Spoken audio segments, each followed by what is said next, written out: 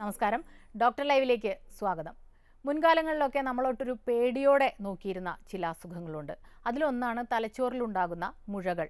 എന്നാൽ ഇന്ന് വൈദ്യശാസ്ത്രം പുരോഗമിച്ചതോടെ ഇത്തരം പ്രശ്നങ്ങൾക്ക് കൃത്യമായ ചികിത്സകളും പരിഹാരങ്ങളുമുണ്ട്. തലച്ചോറിലുണ്ടാകുന്ന മുഴകൾ ഒരു പരിധിവരെ ചികിത്സിച്ച് പൂർണ്ണമായും ഭേദപ്പെടുത്താമെന്ന് ശാസ്ത്രം തെളിയിച്ചിട്ടുണ്ട്. കേരളത്തിലും അന്താരാഷ്ട്ര നിലവാരത്തിലുള്ള ചികിത്സകൾ ഇന്ന് നിലവിലുണ്ട്. തലച്ചോറിലുണ്ടാകുന്ന മുഴകളും പ്രശ്നങ്ങളും പരിഹാരങ്ങളുമാണ് ഇന്നത്തെ ഡോക്ടർ ലൈവിലൂടെ. നിങ്ങളോട് സംസാരിക്കുന്നത് എറണാകുളം VPS ലേക്ക് ഷോർ ഹോസ്പിറ്റലിലെ കൺസൾട്ടന്റ് ന്യൂറോ സർജനായ ഡോക്ടർ അരുൺ ഉമ്മൻ. നമസ്കാരം ഡോക്ടർ.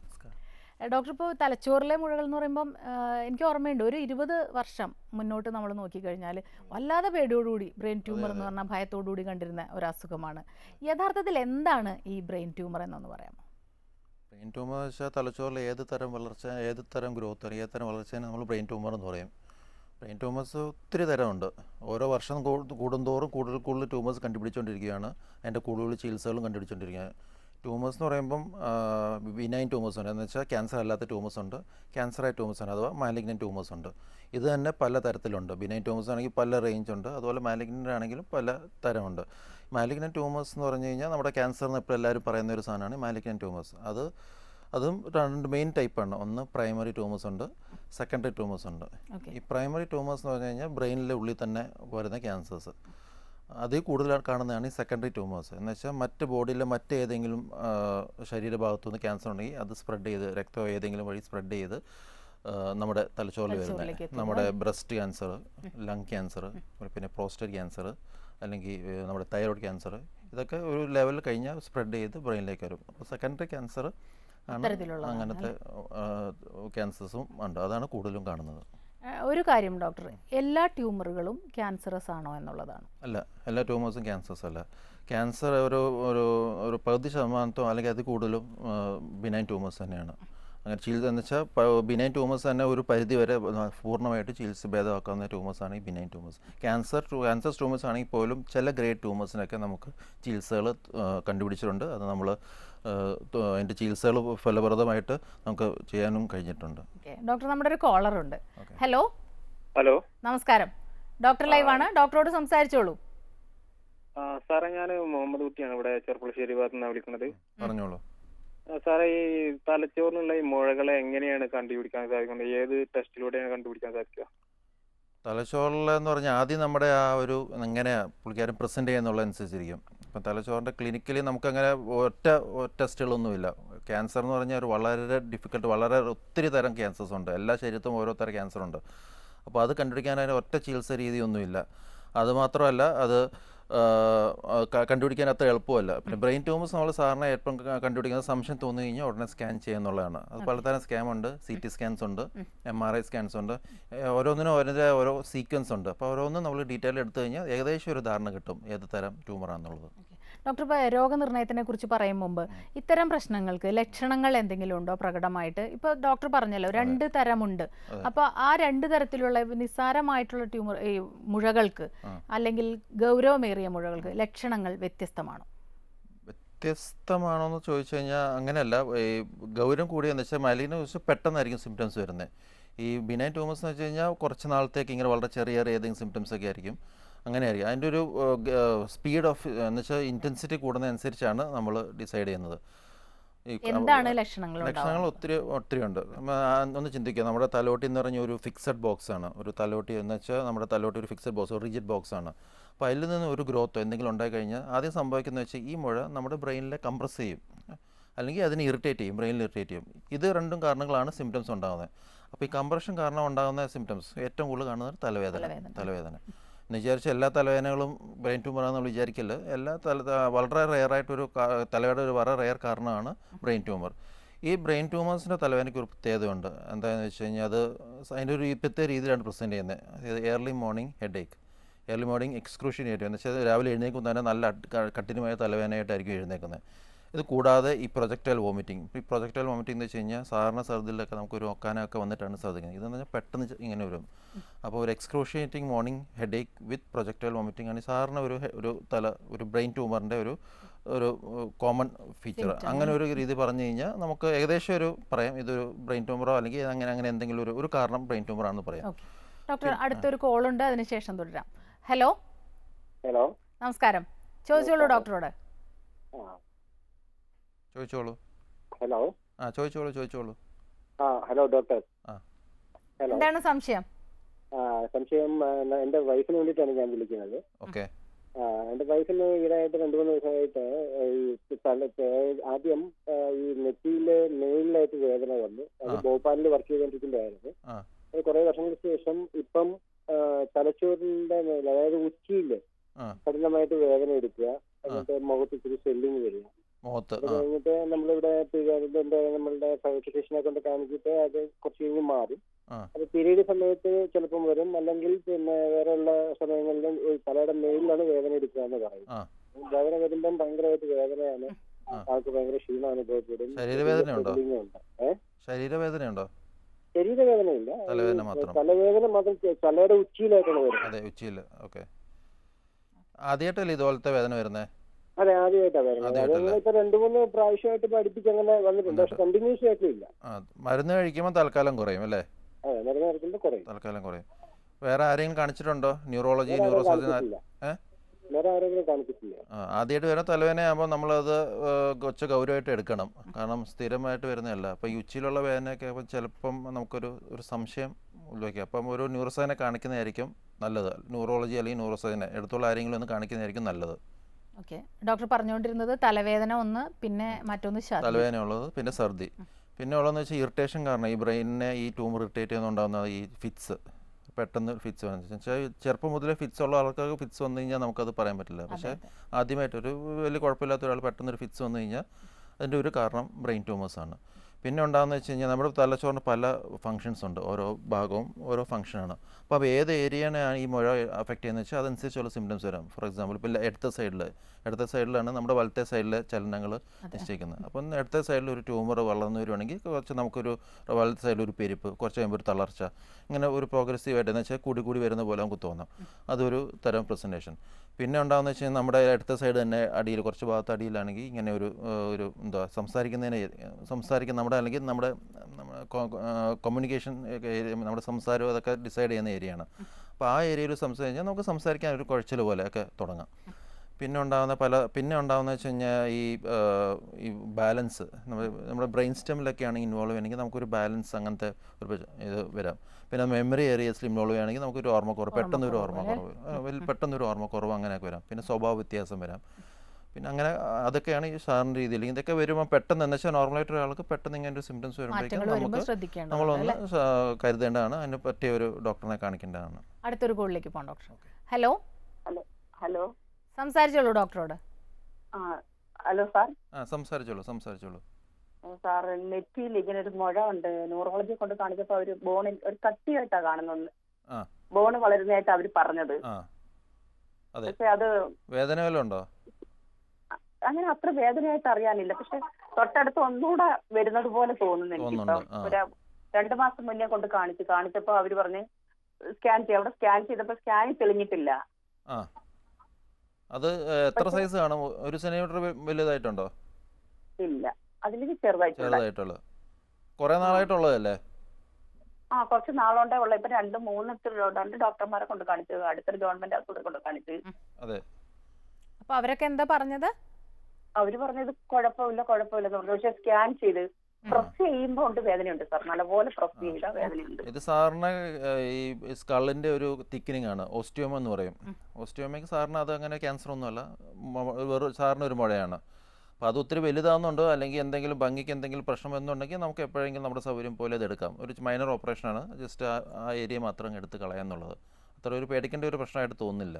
ഓക്കെ ഡോക്ടർ, ഇപ്പം മുഴകൾ എന്ന് പറയുമ്പോൾ തന്നെ എല്ലാവർക്കും ഭയങ്കര പേടിയാണ്. ഇപ്പോൾ ഡോക്ടർ പറഞ്ഞല്ലോ വലിയ പ്രശ്നമില്ലാത്ത മുഴകളുണ്ടെന്ന്. അപ്പോൾ രോഗനിർണയത്തിൽ കൂടെ നമുക്ക് കൃത്യമായിട്ട് ഏത് തരം മുഴയാണെന്ന് മനസ്സിലാകുന്നു അല്ലേ? ഒരു ഏകദേശം ഒരു ധാരണ കിട്ടും. അപ്പോൾ അത്തരം മുഴകൾക്ക് എന്ത് ചികിത്സകളാണ് ഉള്ളത്? വലിയ പ്രശ്നമില്ലാത്ത ബിനൈനായിട്ടുള്ള മുഴകൾക്ക് ഇതിന് എന്ന് വെച്ചാൽ തല ഒട്ടിക്കുള്ളിൽ ഒരു ഗ്രോത്ത് ആണ് ഈ മുഴ. അപ്പോൾ എന്താണെന്ന് വെച്ചാൽ അതിൻ്റെ ഫസ്റ്റ് ചികിത്സ എപ്പോഴും അത് എടുത്ത് കളയാന്നുള്ളതാണ്. അപ്പോൾ സർജറി തന്നെയാണ് അതിൻ്റെ ഫസ്റ്റ് ട്രീറ്റ്മെൻറ്റ്.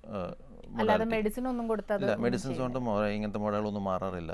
അപ്പം സർജറി തന്നെയാണ് അതിൻ്റെ രീതി. അത് എത്രയും പെട്ടെന്ന് അത് എടുത്ത് കളയുക, അത് എടുത്ത് കളഞ്ഞ് ചെയ്യുക. അപ്പം ഇപ്പോഴത്തെ സർജറീസ് എന്ന് പറഞ്ഞാൽ അത്ര വലിയ പലർക്കും സർജറി എന്ന് പറയുമ്പോൾ തന്നെ ഒരു പേടിയാണ്. അതുകൊണ്ട് തന്നെ പല രീതിയിലുള്ള വേണ്ടാത്ത ചികിത്സക്കൊക്കെ പോയി ഒത്തിരി അബദ്ധങ്ങൾ പറ്റാറുണ്ട്. പക്ഷേ സർജറി ഇപ്പോൾ ഒത്തിരി അഡ്വാൻസ് ആയിക്കൊണ്ടിരിക്കുക. അഡ്വാൻസ് ടെക്നിക്സ് ഒത്തിരി ഉണ്ട്. അതിനെക്കുറിച്ചുള്ള അറിവും ആ ബ്രെയിനിലെ ഫംഗ്ഷനെ കുറിച്ചുള്ള അറിവ് കൂടി വരുന്നുണ്ട്. അതുകൊണ്ട് തന്നെ സർജറിയുടെ സക്സസ് റേറ്റ് ഇപ്പോൾ വളരെ ഓൾമോസ്റ്റ് മോർ ദാൻ 90% തന്നെയാണ് നമ്മുടെ ബ്രെയിൻ സർജറി. നമുക്കൊരു ഇടവേളയ്ക്ക് ശേഷം തിരികെ വരാം. ഡോക്ടർ ലൈവിൽ ഒരു ഇടവേള. ഡോക്ടർ ലൈവ് തുടരുന്നു. ഒരു കോളർ വെയിറ്റ് ചെയ്യുന്നുണ്ട് doctor. Hello hello hello sir, നമസ്കാരം, ചോദിച്ചോളൂ. സാർ, ചോദിച്ചോളൂ. എൻ്റെ പേര് റഷീദാണ്. ഓക്കെ, പറയൂ റഷീദ്. സാർ, എനിക്ക് ഉണ്ടാകുന്ന പ്രോബ്ലം എന്ന് പറഞ്ഞാൽ എനിക്ക് പെട്ടെന്ന് തലകറക്കം വരിക, അതിന് ശേഷം എന്ത് ചെയ്യുക, ഒരു ഛർദി വരിക. അപ്പൊ ഞാൻ അത് ഓൾറെഡി ഡോക്ടറെ കണ്ടു. ഡോക്ടർ എന്നോട് പറഞ്ഞത് എന്താണ്, ബാലൻസിന്റെ വിഷയമാണ്. വലിയ സംഭവം എന്താണോ എന്ന് അറിയാൻ വേണ്ടി വിളിച്ചതാ. ഇത് എത്ര കാലമായി തുടങ്ങിയിട്ട്? ഇത് എനിക്കൊരു 3 മാസം മുമ്പ്. 3 മാസം. ഈ ഗുളിക കഴിക്കുമ്പോൾ മാറുമോ? ഗുളിക കഴിക്കും മാറുന്നില്ല സാർ. ഞാൻ UAE-ലായിരുന്നു. അപ്പൊ UAE ഇതിനു വേണ്ടി മാത്രം നാട്ടിൽ വന്ന് ഒരു ഹോൾ ചെക്കപ്പ് ഒക്കെ ചെയ്തു. ഏതൊക്കെ ചെക്കപ്പ് ചെയ്തു? ഒരു ഹോൾ ബോഡി സ്കാൻ ചെക്കപ്പ് ആണ് ചെയ്തത്. അവര് പറഞ്ഞു നിങ്ങള് വേറെ പ്രശ്നങ്ങളൊന്നും ഇല്ല. സ്കാനൊക്കെ നോർമൽ അല്ലേ? എങ്ങനെയാ സാർ? സ്കാൻ നോർമൽ അല്ലേ? സ്കാനിങ് ഒക്കെ നോർമൽ. പക്ഷെ എന്റെ പ്രോബ്ലം ഇതുവരെ മാറിയിട്ടില്ല, ഇന്നും ഉണ്ടായിട്ട്. സാറിന് ഇയർ ബാലൻസ് ആണ് ഉണ്ടാകുന്ന ഒരു പ്രോബ്ലമാണ് ഈ പെട്ടെന്ന് തലകറക്കവും ഛർദിലും. അത് മാറാനും പ്രയാസമാണ്. ചിലപ്പം അത് പെട്ടെന്ന്, ചിലർക്കൊക്കെ പെട്ടെന്ന് മാറും, ചിലർക്ക് ഒത്തിരി ടൈം എടുക്കും. അപ്പോൾ അതിങ്ങനെ വളരെ സ്റ്റേജ്ഡ് ആയിട്ട് ആദ്യം ഗുളികയും കുറച്ച് എക്സസൈസൊക്കെ ചെയ്ത് സ്റ്റെപ്പ് ബൈ സ്റ്റെപ്പായിട്ട് നമ്മൾ ചികിത്സിക്കേണ്ടതാണ്. ഇത്തരം പ്രശ്നങ്ങൾ ഈ വീഴുന്നു എന്നുള്ളത് കൊണ്ട്, ഇയർ ബാലൻസ് ഇങ്ങനെ പ്രശ്നം വരുമ്പോൾ വീഴുന്നു എന്നുള്ളതുകൊണ്ട് എല്ലാവരും കുറച്ച് ഭയത്തോടുകൂടി ഇതിനെ നോക്കുന്നത്. അതെ, അതിൻ്റെ സിംറ്റംസ് തലകറക്കി വീഴുന്നു പറഞ്ഞാൽ ഒരു വളരെ ബുദ്ധിമുട്ടുള്ള ഒരു സിംറ്റം തന്നെയല്ലേ. നമ്മൾ എവിടെയെങ്കിലും ജോലി ചെയ്തോ, ഇവിടെ യാത്ര ചെയ്യുമ്പം അല്ലെങ്കിൽ ബസ്സിലോ എന്തെങ്കിലും ബൈക്കൊക്കെ ഓടിക്കും പെട്ടെന്ന് വരുന്നത് വെച്ചാൽ അത് സീരിയസ് പ്രോബ്ലം തന്നെയാണ്. രോഗികൾക്ക് ഇപ്പോൾ അതൊരു സീരിയസ് പ്രോബ്ലം തന്നെയായിരിക്കും. ഡോക്ടർ, ഇപ്പോൾ തലച്ചോറിലെ മുഴകൾ വരുന്നു എന്ന് പറഞ്ഞു, അത് പ്രായം ഒരു ഘടകമാകുന്നുണ്ടോ? ഏത് വിഭാഗക്കാരിലാണ് ഇത് കൂടുതലായി കാണുന്നതെന്നൊക്കെ ഒന്ന് പറയാം. പ്രായം, ഓരോ പ്രായത്തിലും ഓരോ തരം ട്യൂമേഴ്സാണ്. കുട്ടികൾക്കാണെങ്കിൽ അവർക്കൊരു വേറെ തരം ട്യൂമേഴ്സാണ്. ഈ മധ്യവയസ്കർ അല്ലെങ്കിൽ യങ് ഏജിലുള്ളവർക്കൊക്കെ ഒരു ടൈപ്പ് കുറേ ടൈപ്പ് വേറെ സ്പെസിഫിക് ട്യൂമേഴ്സ് ഉണ്ട്. പിന്നെ പ്രായമുള്ളവർക്കും വേറെ ഒരു സ്പെക്ട്രം ഓഫ് ട്യൂമേഴ്സാണ്. അപ്പോൾ അങ്ങനെ ഒരു പ്രായം കാരണം അങ്ങനെ ട്യൂമേഴ്സ് കുറേ പ്രായം കൂടുന്നതനുസരിച്ച് ട്യൂമർ കൂടെ അങ്ങനെയൊന്നുമില്ല. ഓരോരുത്തർക്കും ഓരോ ടൈപ്പ് ട്യൂമേഴ്സാണ്. ജന്മന ട്യൂമേഴ്സ് ഉള്ള കുട്ടികളുണ്ട്. നിർഭാഗ്യവശാൽ ഈ കുട്ടികളുടെ ട്യൂമേഴ്സ് എന്നൊക്കെ പറഞ്ഞാൽ ഒരു നല്ലൊരു ശതമാനം ഈ മാലിഗ്നൻ്റ് ആണ്, ക്യാൻസേഴ്സ് ആണ്. അതുള്ളൂ. പിന്നെ അത് കുട്ടികളുടെ വളരെ വൈറ്റൽ ഏരിയസിലൊക്കെ ആയിരിക്കും ഈ ട്യൂമേഴ്സ് വരുന്നത്. അതൊരു വലിയൊരു ഇതാണ്. അപ്പോൾ ഏറ്റവും കൂടുതൽ റിസർച്ച് നടക്കുന്നതും ഈ ക്യാൻസറും, അതിൽ ഏറ്റവും കൂടുതൽ റിസർച്ച് ഈ കുട്ടികളുടെ ക്യാൻസറും അത് എന്തുകൊണ്ടുണ്ടാകുന്നതും ഉള്ള കാര്യങ്ങളാണ് ഇപ്പോൾ ഏറ്റവും കൂടുതൽ റിസർച്ച് നടക്കുന്നത്. പാരമ്പര്യം ഒരു ഘടകമാകുന്നുണ്ടോ? പാരമ്പര്യം ഒരു ഘടകം, വലിയ ഘടകമല്ല. ഒരു 5% താഴെ ഉള്ളൂ. ഒരിക്കലും ഒരു ട്യൂമർ ഉണ്ടെങ്കിൽ നമ്മുടെ കുടുംബക്കാർക്കല്ല ഒക്കെ ട്യൂമറൊക്കെ ഉണ്ട്, അങ്ങനെ ഭാവി നമ്മുടെ മക്കൾക്കും ഒക്കെ വരാമെന്നൊന്നും വിചാരിക്കേണ്ട. അങ്ങനെയൊന്നുമില്ല. ചില സ്പെസിഫിക് ട്യൂമേഴ്സ് മാത്രമേ ഉള്ളൂ കുടുംബത്തിൽ കാണുന്നത്. അങ്ങനെ എന്തെങ്കിലും ട്യൂമറായിട്ട് ആരെങ്കിലും പ്രസൻറ്റ് ചെയ്താൽ അങ്ങനെയുള്ളവർക്ക് നമ്മൾ സ്പെസിഫിക് കൗൺസിലിങ്ങും സ്ക്രീനിങ്ങും ഒക്കെ അഡ്വൈസ് ചെയ്യാറുണ്ട്. അടുത്തൊരു കോളിലേക്ക് പോകാം ഡോക്ടർ. ഹലോ ഹലോ, നമസ്കാരം. ഡോക്ടറോട് ചോദിച്ചോളൂ. ഡോക്ടറെ ചോദിച്ചോളൂ. എന്റെ പേര് ജോസഫ് എന്നാണ്, മാവേലിക്കര എന്നാണ് വിളിക്കുന്നത്. എന്റെ ഭാര്യയ്ക്ക് കഴിഞ്ഞ വർഷം ഹലോ, ഞാൻ മാവേലിക്കര എന്നാണ് വിളിക്കുന്നത്. ഞാൻ മാവേലിക്കര ടിവിയിൽ ശ്രദ്ധിക്കണ്ട, ചോദിച്ചോളൂ. ഓക്കെ. പിന്നെ ലിവർ ഡിസീസ് ഉണ്ടായിരുന്നു പുള്ളിക്കാരിക്ക്. അതിനുശേഷം തലകറക്കവും ഛർദിലും വന്നു. 2 ആഴ്ച ഇയർ ബാലൻസിന്റെ ആണെന്ന് പറഞ്ഞ് ട്രീറ്റ് ചെയ്തു. അതിനുശേഷം സ്കാൻ ചെയ്യാൻ പറഞ്ഞു. ബ്രെയിനകത്തൊരു മുഴയുണ്ടെന്ന് പറഞ്ഞു. അവർക്ക് ആരോഗ്യ നിമിത്തം ഈ മുഴ ഓപ്പറേഷൻ ചെയ്യാൻ പറ്റത്തില്ല, ആരോഗ്യം ഡൗൺ ആയിരുന്നു. ഒടുവിൽ അസ്തർ മെഡിസിറ്റി വരെ പോയി, ഇവിടെ KP വനന്റെ അവിടെ പോയി, കാരിത്താസിൽ പോയി, അസ്തർ മെഡിസിറ്റി പോയി. ഇവരെ എല്ലാം ഈ മുഴ സൈലന്റ് ആക്കി. ഇപ്പൊ എന്താണ് അവസ്ഥ, എന്താണ് സംശയം? ആള് മരിച്ചുപോയി. ഇങ്ങനെ ഒരു ബ്രെയിൻ ഡിസീസ് വന്നിട്ട് എന്താണ്, ആളിപ്പം മരിച്ചിട്ട് 1 വർഷമായി. അത് സൈലന്റ് ആക്കിയപ്പോൾ ഈ ലിവറിന്റെ അസുഖം മൂർച്ഛിച്ചു. ആള് കഴിഞ്ഞ ജനുവരി മരിച്ചുപോയി. അപ്പൊ ഇത് രണ്ടും കൂടെ ട്രീറ്റ്മെന്റ് ഒന്നിച്ചു കൊണ്ടുപോകാൻ പറ്റത്തില്ലായിരുന്നോ എന്നാണ് എന്റെ സംശയം. അത് അപ്പം ബ്രെയിൻ ട്യൂമർ എന്ന് പറഞ്ഞാൽ അതൊരു ഡിഫറെൻറ്റ് സെറ്റ് ഓഫ് ട്രീറ്റ്മെൻ്റ് ആണ്. ലിവർ സിറോസിസും അത് ട്രീറ്റ്മെൻറ്റ്. അപ്പോൾ രണ്ടും കൂടി ഒരുമിച്ച് വരുമ്പോൾ നമ്മുടെ ട്രീറ്റ്മെൻറ്റ് എന്ന് വെച്ചാൽ നമ്മുടെ ട്രീറ്റ്മെൻറ്റ് ഓപ്ഷൻസ് വളരെയായിട്ട് കുറയും. ഡെഫിനറ്റ്ലി ഒരുമാതിരി ആയിട്ടാൽ എല്ലാ ഡ്രഗ്സും ഈ മെറ്റബിലൈസ് ചെയ്യുന്നത് നമ്മുടെ ലിവറിലാണ്. അതുകൊണ്ട് തന്നെ പല ബ്രെയിൻ ട്യൂമറിന് വേണ്ടിയുള്ള മരുന്നുകൾ നമ്മൾ ഒരു പരിധി കൂടുതൽ കൊടുക്കാനും പറ്റത്തില്ല ലിവർ സിറോസ് ഉള്ളപ്പം. പിന്നെ ഇത് ഇപ്പോൾ സംഭവിക്കാം, ഇപ്പോൾ ലിവർ സിറോസ് ഉള്ള അല്ലെങ്കിൽ ഒരു വളരെ എന്തെങ്കിലും ഡെബിലിറ്റേറ്റിംഗ് ഡിസീസോ എന്തെങ്കിലും നല്ല എങ്കിലുള്ള എന്തെങ്കിലും അസുഖമൊക്കെ ഉള്ളപ്പം ഇങ്ങനെ വന്നു കഴിഞ്ഞാൽ ഇത് രണ്ടും കൂടി ചേർമ്പം നമ്മുടെ ബോഡിക്ക് താങ്ങാൻ പറ്റിയെന്ന് വരത്തില്ല. അത് വളരെ കോമൺ ആയിട്ട് കാണാറുള്ളതാണ്. ഓരോരുത്തരുടെ ആരോഗ്യസ്ഥിതിയും വളരെ ഇമ്പോർട്ടൻ്റ് ആണ്. ഒരു രോഗിയോട് അല്ലെങ്കിൽ ഒരു രോഗത്തോട് എങ്ങനെ പ്രതികരിക്കുന്നു എന്നുള്ളത് അവരുടെ ആരോഗ്യസ്ഥിതിയും അവരുടെ ഇത് ആ ഒരു രീതി വളരെ ഇമ്പോർട്ടൻ്റ് ആണ്. പലപ്പോഴും നമ്മുടെ പ്രിയപ്പെട്ടവരില്ലാതെ ആകുമ്പോൾ ഇത്തരം സംശയങ്ങൾ നമ്മൾ ഇങ്ങനത്തെ ചോദ്യങ്ങളൊക്കെ വളരെ കോമൺ ആണ്, എല്ലാവരും ചോദിക്കാറുണ്ട് എന്തുകൊണ്ട് അങ്ങനെ സംഭവിച്ചു എന്നൊക്കെ. ഡോക്ടർ, ഇപ്പം ശസ്ത്രക്രിയ എന്ന് പറയുമ്പോൾ ഡോക്ടർ നേരത്തെ പറഞ്ഞ പോലെ തന്നെ എല്ലാവർക്കും ഭയങ്കര ഭയമാണ്. എന്നാൽ ഇന്ന് ഒരുപാട് അഡ്വാൻസ്ഡ് ആയിട്ടുള്ള രീതികളുണ്ട് ശസ്ത്രക്രിയക്ക് അല്ലേ? ആദ്യം നമുക്ക് നിസ്സാരമായിട്ടുള്ള മുഴകൾക്ക്, അതായത് ക്യാൻസറസ് അല്ലാത്ത മുഴകൾക്ക് ഏത് തരം ശസ്ത്രക്രിയയാണെന്നൊന്ന് പറയാം. ശസ്ത്രക്രിയ പലതരമുണ്ട്. ഒന്ന് നമ്മുടെ കീ ഹോൾ സർജറി എന്ന് പറയുന്ന ട്യൂമേഴ്സ് ഉണ്ട്. നമ്മുടെ ഫോർ എക്സാമ്പിൾ ഈ പിറ്റ്യൂട്ടറി നമ്മുടെ ഈ ഒരു ഗ്രന്ഥിയുണ്ട്, മൂക്കിൻ്റെ പുറയിലുള്ള ഒരു ഗ്രന്ഥിയാണ്. അതിൽ മുഴ വന്നു കഴിഞ്ഞാൽ മൂക്കിലൂടെ എൻഡോസ്കോപ്പ് വഴി കീ ഹോൾ സർജറി അതുവഴി നീക്കം ചെയ്യാം, പൂർണ്ണമായിട്ട് നീക്കം ചെയ്യാം. പിന്നെ നമ്മുടെ തലച്ചോറിൻ്റെ ഉള്ളിൽ ഇങ്ങനെ ഒരു വെള്ളം കെട്ടിക്കിടക്കുന്ന ഒരു വെൻട്രിക്കിൾസ് എന്ന് പറയുന്ന സംഭവമാണ്. അതിലൊരു വല്ല ട്യൂമറോ എന്തെങ്കിലും ഉണ്ടെങ്കിൽ അതും ഇതുപോലെ കീ ഹോൾ വഴി ചെയ്യാം. അങ്ങനെ കീ ഹോൾ ചെയ്യാൻ ചില സ്പെസിഫിക് ഇൻഡിക്കേഷൻസ് ഉണ്ട്, അതിന് കീ ഹോൾ വഴി ചെയ്യാം. പിന്നെ ഓപ്പൺ സർജറിയും ചെയ്യാം. ഓപ്പൺ സർജറി ചെയ്യുന്നതിനും ഇപ്പോൾ അതിന് ഒത്തിരി ടെക്നിക്സൊക്കെ വളരെ വളരെ അഡ്വാൻസ് ടെക്നിക്സൊക്കെ ഉണ്ട്. നമ്മുടെ ന്യൂറോ നാവിഗേഷൻ സിസ്റ്റം നമ്മുടെ ബ്രെയിനിലെ ഫുൾ മാപ്പ് ചെയ്തിട്ട് അത് ഏതാ കൃത്യം ഏരിയ എവിടെയാണ് ആ ഏരിയ മാത്രം ഫോക്കസ് ചെയ്ത് നമുക്ക് സർജറി ചെയ്യാം. പിന്നെ നല്ല വളരെ ഏറ്റവും കൂടിയ മൈക്രോസ്കോപ്സും അങ്ങനത്തെ കാര്യങ്ങളൊക്കെ ഉണ്ട്. അതുകൊണ്ട് തന്നെ ബ്രെയിനിൽ മറ്റ് നോർമൽ ടിഷ്യൂനൊന്നും ഒരു ഡാമേജ് വരാത്ത രീതിയിൽ നോക്കാം. പിന്നെ ന്യൂറോ മോണിറ്ററിങ്, ഈ നെർവ്സിനെ സ്റ്റിമുലേറ്റ് ചെയ്ത് ആ നെർവ്സ് ഫങ്ഷനിങ് ആണോ അതിനെ അതിപ്പോൾ നമുക്ക് മനസ്സിലാക്കാൻ പറ്റും ഈ നമ്മുടെ നോർമൽ ബ്രെയിൻ ആണെന്നുള്ളത്. അതിനെ ഡിസ്റ്റർബ് ചെയ്യാതെ സർജറി ചെയ്യാൻ പറ്റും. പിന്നെ നമ്മുടെ ഇപ്പം പുതിയ സിസ്റ്റം തുടങ്ങിയിട്ടുണ്ട്, എല്ലാവരും ചെയ്യുന്നതാണ് അവേക്ക് ക്രേനിയോട്ടമി എന്ന് വെച്ചാൽ പുള്ളിക്കാരെ ബോധം കെടുത്താതെ സംസാരിച്ചുകൊണ്ട് സർജന് സംസാരിച്ചുകൊണ്ട് തന്നെ പേഷ്യൻറ്റിനോട് സർജറി ചെയ്യാം. അതൊരു പ്രത്യേക അനസ്തീഷ്യ കൊടുത്താണ്, കുറച്ച് സെഡേഷൻ കാണും, പക്ഷേ ബോധം കെടുത്തില്ല, അറ്റ് ദ സെയിം ടൈം പെയിനും എടുക്കത്തില്ല. അപ്പോൾ അതൊരു പ്രത്യേക തരം അനസ്തീഷ്യയുടെ ഒരു പ്രത്യേക അനസറി ടെക്നിക്കാണ്. അതിലൂടെ നമുക്കത് ചെയ്യാൻ പറ്റും. അപ്പം നമുക്ക് അവരോട് സംസാരിച്ചുകൊണ്ട് തന്നെ അവർ സംസാരിക്കുന്ന ശേഷി നഷ്ടപ്പെടുന്നുണ്ടോ, അവർ കൈ അരക്കാൻ പറ്റുന്നുണ്ടോ ഒക്കെ അറിഞ്ഞുകൊണ്ട് അസസ് ചെയ്തുകൊണ്ട് തന്നെ സർജറി ചെയ്യാം. അപ്പോൾ അങ്ങനെയൊക്കെ ഇപ്പം ഒത്തിരി പേര് ചെയ്യുന്നുണ്ട്. ഡോക്ടർ, നമുക്ക് മറ്റൊരു ഇടവേളയ്ക്ക് ശേഷം തിരികെ വരാം. ഡോക്ടർ ലൈവിൽ ഒരു ഇടവേള കൂടി.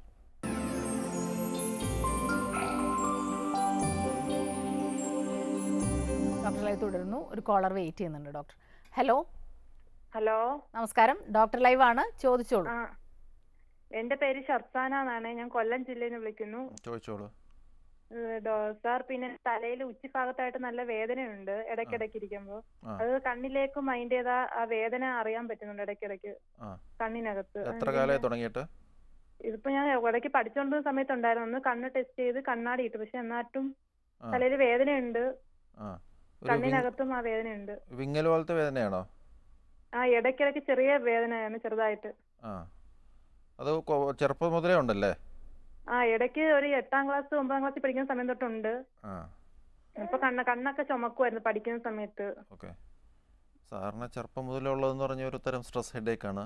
ഒരു ബ്രെയിൻ ട്യൂമർ അങ്ങനെയൊക്കെ ആണെങ്കിൽ ഇങ്ങനെയൊന്നും ആയിരിക്കത്തില്ല, പെട്ടെന്നായിരിക്കും, അങ്ങനെ കുറച്ച് വർഷങ്ങളൊന്നും നീണ്ടു നിൽക്കത്തില്ല.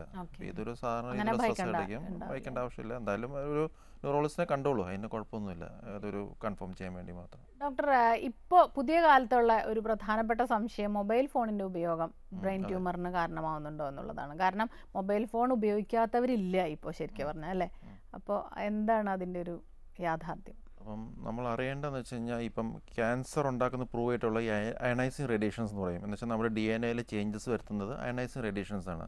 പക്ഷേ മൊബൈൽ ഫോണിലെ റേഡിയേഷൻ എന്ന് വെച്ച് കഴിഞ്ഞാൽ ഈ റേഡിയോ ഫ്രീക്വൻസി വേവ്സ് ആണ്. അത് ഇതുവരെ ഒരു ശാസ്ത്രവും അല്ലെങ്കിൽ ഒരു റിസർച്ചും ഇതുവരെ പ്രൂവ് ചെയ്തിട്ടില്ല അത് ക്യാൻസർ ഉണ്ടാക്കും എന്നുള്ളത്. അതുമാത്രമല്ല അത് ക്യാൻസർ ഉണ്ടാക്കത്തില്ല എന്നും പ്രൂവ് ചെയ്തിട്ടില്ല, രണ്ടുമുണ്ട്. അപ്പം നമ്മുടെ ഉണ്ടാവുമെന്നും പ്രൂവ് ചെയ്തിട്ടില്ല, ഉണ്ടാകത്തില്ലെന്നും പ്രൂവ് ചെയ്തിട്ടില്ല. അതുകൊണ്ട് തന്നെ നമ്മുടെ ഇൻ്റർനാഷണൽ ക്യാൻസർ റിസർച്ച് സൊസൈറ്റി ചില നിർദ്ദേശങ്ങൾ വെച്ചിട്ടുണ്ട്. ഒരു മൊബൈൽ ഉപയോഗിക്കുമ്പം അതിന് ചില നിർദ്ദേശങ്ങൾ പറഞ്ഞിട്ടുണ്ട്. എന്ന് വെച്ചാൽ നമ്മളൊരു മൊബൈൽ ഉപയോഗിക്കുമ്പം നമ്മൾ അതിൻ്റെ ഒരിക്കലും ചെവിയിൽ വെക്കാതെ അത് ഇയർ പീസ് വെച്ച് നമ്മുടെ ബോഡിയിൽ കുറച്ച് മാറ്റി വെച്ച് സംസാരിക്കുക. കണ്ടിന്യൂസ് ആയിട്ട് എന്ന് വെച്ചാൽ ഒരു 20 മിനിറ്റ് കൂടുതൽ കണ്ടിന്യൂസ് ആയിട്ട് സംസാരിക്കാതിരിക്കുക. കൂടുതലും ടെക്സ്റ്റ് മെസ്സേജസ് ചെയ്യാതിരിക്കുക.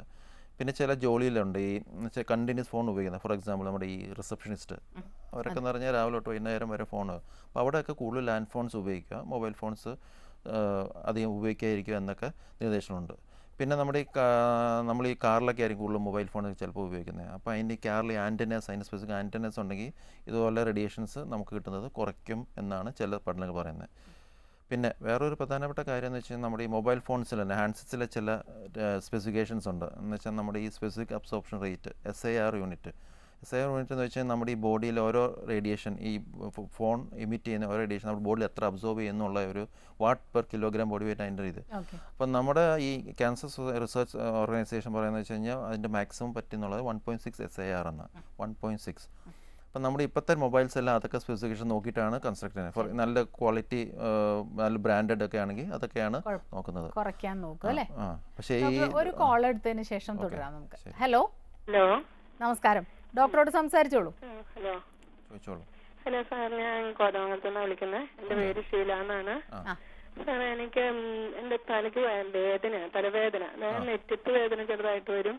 അപ്പടി ഈ നിറന്തല മൊത്തം ഇങ്ങനെ തലച്ച് മറിയുന്ന പോലെയാണ്. അത് എപ്പോഴും ഉണ്ടോ? ഉറക്കത്തിൽ നിന്ന് എനിക്കും ഇപ്പോഴൊക്കെ ഉണ്ട്. എനിക്ക് എപ്പോഴും ഒരു നോർമലായിട്ട് ശക്തിയായിട്ട് രാത്രിയിലേ ഉള്ളൂ. ഉറക്കത്തിൽ നിന്ന് നമ്മൾ പെട്ടെന്ന് എന്തെങ്കിലും സൗണ്ട് കേട്ടോ അല്ലെങ്കിൽ എന്തെങ്കിലും അടിച്ചു കഴിഞ്ഞാൽ അപ്പ. എത്ര കാലമായിട്ടുണ്ട്? ഇപ്പൊ ഒരു 1.5 മാസത്തോളം ആയുള്ളൂ. മാസം. അപ്പൊ ഞാനൊരു ഡോക്ടറെ കണ്ടായിരുന്നു. അപ്പൊ ഡോക്ടർ ആദ്യം 10 ദിവസത്തെ ഗുളിക തന്നു. അന്നേരം 2 ദിവസം ഒന്ന് ശരിക്കും ഉറങ്ങി. പിന്നെ 10 ദിവസം കഴിഞ്ഞ് വന്നു കഴിഞ്ഞപ്പോ 15 ദിവസത്തേക്ക് തന്നു. അന്നേരം 2.5ന്റെ ഉറക്കഗുളികയും തന്നിട്ടുണ്ട്. ഉറക്കമില്ല എനിക്ക്. ഉറക്കത്തെ എന്തെങ്കിലും ഒരു 12 മണിയൊക്കെ ആവും ഞാൻ ഉറങ്ങണ സമയത്ത്. അപ്പൊ അത് കഴിഞ്ഞ ഒരു 2:30-3 ആകുമ്പോഴേക്കും തലവേദനയോട് കൂടി ഡോക്ടർ, ഇത്തരം പ്രശ്നങ്ങൾ എന്തിന്റെ സിംറ്റം ആണ് എന്നുള്ള?